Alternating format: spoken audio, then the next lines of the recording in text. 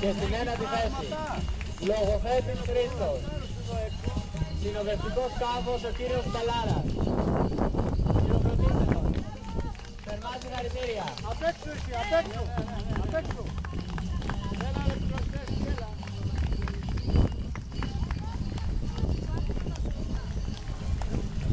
Σε χρόνο 6 ώρες, 28 λεπτά και 10 δευτερόλεπτα. Μην πατήσεις κάτω, έχει αχινή.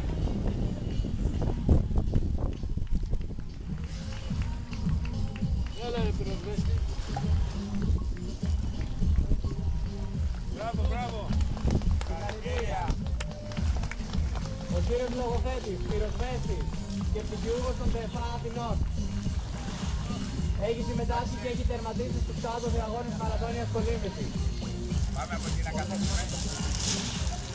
Στο διάβλου της λίμνης Πλαστήρα, στον παράπλου της Βελίκα Αγιώκαπος Φιλοκτήτης, αγώνας ψυχής μεταμόρφωση νικητής, χειμερινός διάπλους κόλπου Βουλιαγμένης, διάπλους Τωροναίου κόλπου, αγώνας ψυχής μεταμόρφωση και νικητής.